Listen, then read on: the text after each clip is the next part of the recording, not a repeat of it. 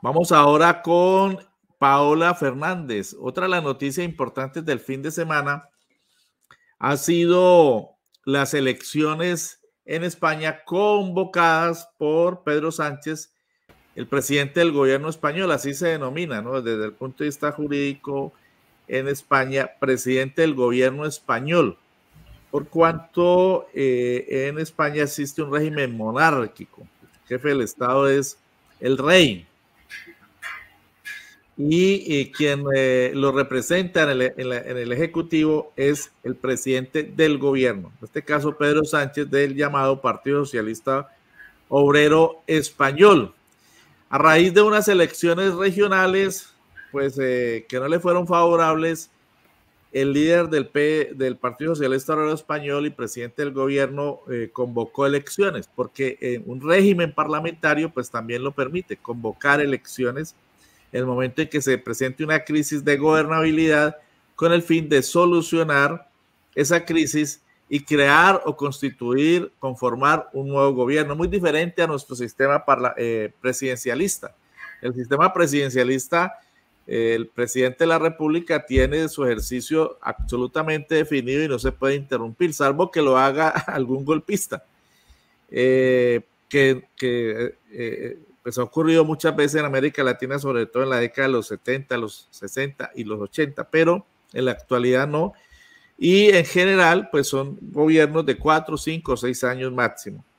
Y en ese régimen presidencial, pues es el presidente quien congrega tanto la representación, la potestad como jefe de Estado, es decir, frente a los demás estados o naciones del mundo, como jefe de gobierno, como suprema autoridad administrativa y como jefe supremo de las Fuerzas Armadas. Esas son las 4 potestades que, de acuerdo con nuestra constitución política, que siempre nos acompaña, pues tiene el presidente de la República en nuestro país, que tiene un sistema o régimen jurídico presidencialista.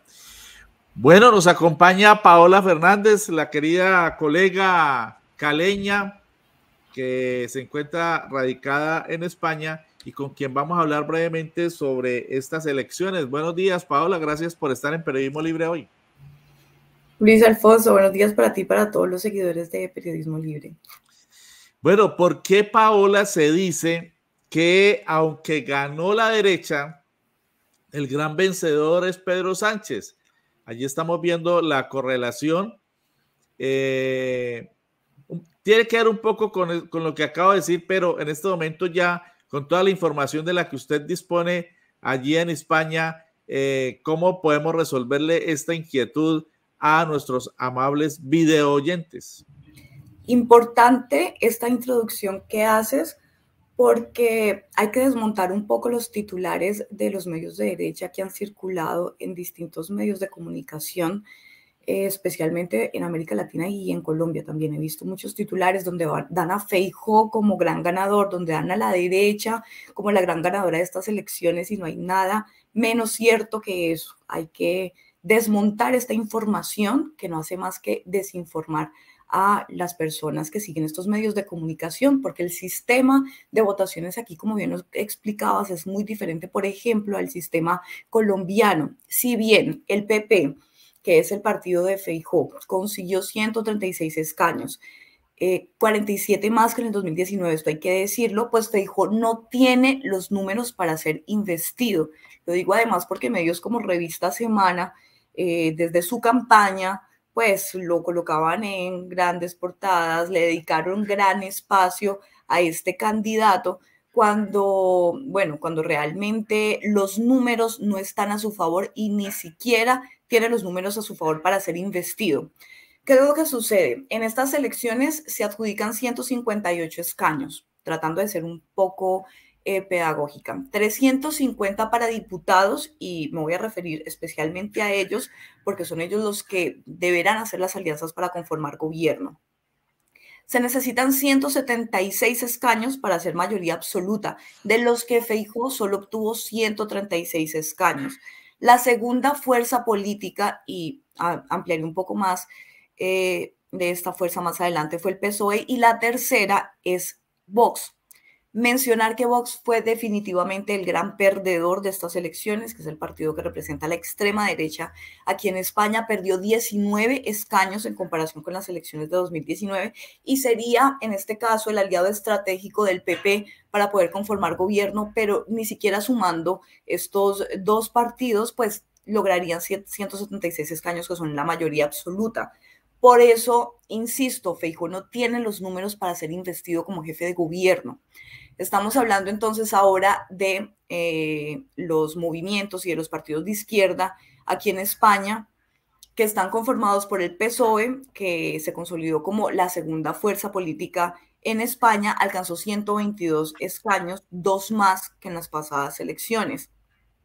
Importante también que conozcamos, por ejemplo, a Sumar, que en este caso fue una coalición, lo que antes se conocía como Unidas Podemos. Ellos lograron 31 diputados y por eso será una pieza clave para lograr la coalición de gobierno. Otros partidos que entran en juego y que van a tomar gran importancia en esta fase luego de las elecciones son los partidos independentistas. Estos han logrado, por ejemplo, en Cataluña, Junts logró 7 escaños, pero con estos partidos independentistas, pues tocará hacer una alianza estratégica. Hay cosas que ellos no están dispuestos a negociar.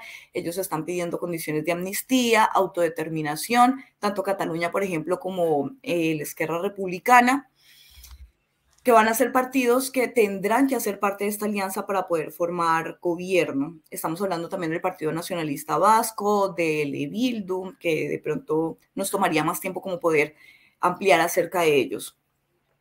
¿Qué pasa ahora, Luis Alfonso, y para todas las personas que nos escuchan? Y por eso desmontar estos titulares de los medios de derecha. Ni siquiera en este momento hay un jefe de gobierno que no sabemos si sigue Pedro Sánchez o si va a ser sustituido. O sea, eso en este momento, hasta que no se finiquiten las coaliciones, pues no puede ser dado por hecho. Tampoco hay una fecha exacta para conocer el nombre de quién será el próximo jefe de gobierno, tenerlo presente. ¿Qué sucede a partir de ahora, después de la jornada de votaciones de ayer? El 31 de julio se entregan las actas de diputados en el Congreso, ¿no? Estos son como los actos protocolarios que le siguen a estas votaciones. El 17 de agosto se constituye el Congreso. Esta fecha es importante porque allí se tendrán que formar los pactos para poder formar gobierno. Allá hay otros actos protocolarios donde entra el rey a hacer un acto con los candidatos. No hay plazos exactos para definir la investidura. Por lo tanto, probablemente se pueda llamar, es una de las probabilidades, se pueda llamar a elecciones en 2 meses. Esto como para tener el panorama claro de lo que podría suceder después de estas elecciones. Pero ¿qué ha pasado, por ejemplo, por parte del jefe de gobierno Pedro Sánchez ayer en su discurso, donde celebró de todas maneras los resultados de estas elecciones, donde dijo que no se iba a retroceder en los avances que se han logrado, en los derechos alcanzados? Este bloque involucionista, así mencionó, hizo referencia a este bloque de derecha que quiere derogar los derechos, dijo que esto no iba a suceder, que él no contempla la opción del bloqueo, que es una de las opciones que se pueden presentar a otra, o de la repetición de las elecciones, que también podrían darse. Él está confiado en que habrá una coalición de gobierno, que es como con este panorama que les presento de los partidos que deben ahora formar un pacto para poder hacer gobierno. Y rescatar también, esto lo rescato de la editorial de Contexto y Acción, y lo menciono textualmente, dice: España acaba la jornada dando ejemplo a Europa y al mundo de que cuando la ciudadanía se moviliza para defender sus derechos y su libertad, es posible parar a la ultraderecha y sus poderosos medios de comunicación que daban por hecho, esto ya como parte de la información y el análisis, que iba a ganar la derecha. Vox era un partido que se mostraba confiado en que la ultraderecha volvería al poder. Y lo que se vio ahora en las urnas, pese a las pasadas elecciones que mencionaba Luis Alfonso, pues fue una movilización masiva de todas las fuerzas de izquierda y de los ciudadanos que le dijeron no a la ultraderecha en España. Pues muy importante esta información y análisis, Paola, allí estamos viendo cómo estaría conformada la coalición progresista ampliada, que partiría pues de el Partido Socialista Obrero Español, que obtuvo la mayor cantidad de votos dentro de lo que podríamos denominar el campo democrático, porque tampoco es que digamos pues que el PS o el Partido Socialista Obrero Español es de izquierda, porque siempre ha sido también conniviente con la monarquía, pero digamos que en la actual coyuntura es un partido que representa y en el que milita mucha gente del campo democrático. Y de todas maneras es un muro de contención frente a la derecha y la extrema derecha representada por el llamado Partido Popular y sobre todo por Vox, que es un partido fascista, hay que decirlo abiertamente, de extrema derecha. Ese fue el partido al que el uribismo fue a darle su respaldo, ¿no, Paola? Partido Vox. Así es, justamente. María Fernanda Cabal estuvo por allá merodeando y dándole su apoyo porque creyeron que iban a barrer en las elecciones. Bueno, aquí está la coalición de derecha y ahí tendría, al unirse todos esos representantes en el Parlamento español, 171 diputados frente a 179. Al obtener mayoría la llamada coalición progresista, en la que estarían, como decimos, Partido Socialista Obrero Español, Sumar, que es Podemos más la izquierda, el Partido Unidas Comunista Podemos, Español, una coalición de partidos progresistas. Exactamente. Y otros partidos de diferentes comunidades de España, entonces como Junts y como los otros que se ven allí de Cataluña, del País Vasco, etcétera, sumarían 179 y eso les permitiría conformar gobierno, pero la perspectiva es que no se pueda conformar ese gobierno y entonces tendrían que convocar a unas nuevas elecciones en 2 meses, como nos has dicho, ¿no, Paula? Así es, Luis Alfonso, por eso es tan importante que después de la conformación como tal del Congreso, pues se generen estas coaliciones. Allí será entonces importante el papel que jueguen estos partidos, las posturas, pero también dejar en claro que varios de ellos ya se han pronunciado y lo importante en esta coalición son posturas claras de estos partidos que van a ser tan importantes y tan claves. Por ejemplo, el Partido Nacionalista Vasco de entrada ha dicho, se descarta el apoyo a Feijóo, priorizamos la defensa de los valores democráticos. No, esto a propósito de toda la campaña que ha hecho la derecha y la extrema derecha en contra de estos procesos democráticos. También hay otras posturas de partidos como el de Bildu que he dicho, nuestro objetivo es frenar la derecha. Entonces, esto da como luz verde de pronto a esta coalición, pero se tendrán que negociar algunas cosas para poder formar esta gran mayoría. Un complejo proceso de negociación política.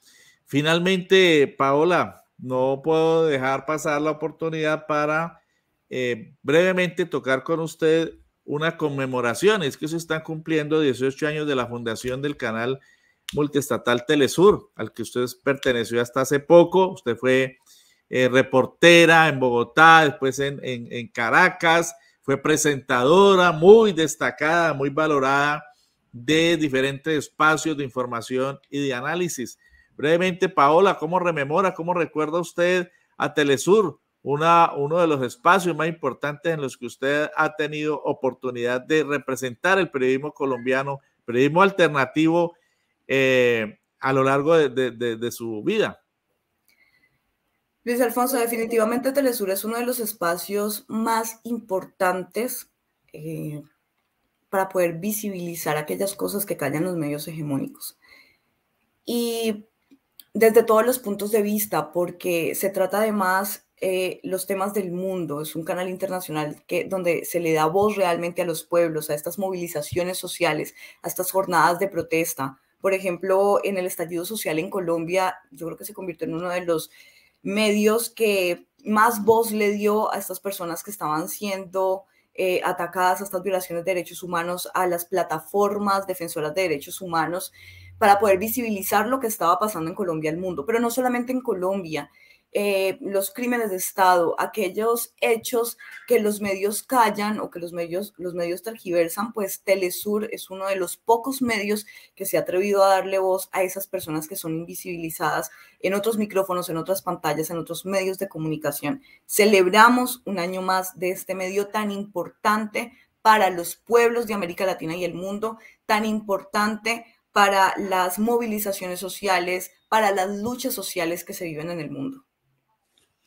Bueno, Paola, muchas gracias por acompañarnos hoy en Periodismo Libre, por este análisis de lo que está ocurriendo en España, que hay que explicárselo a nuestra audiencia, porque como decíamos en principio, son sistemas, son regímenes muy distintos en materia electoral. Nuestro país presidencialista, como la mayoría de los países latinoamericanos, en España, como en buena parte de los países europeos, parlamentario, regímenes políticos diferentes. Y por hacer esta alusión también a tu paso por el canal multiestatal Telesur. Gracias, Paola. A ti, Luis Alfonso, y a todos los seguidores de Periodismo Libre. Un abrazo.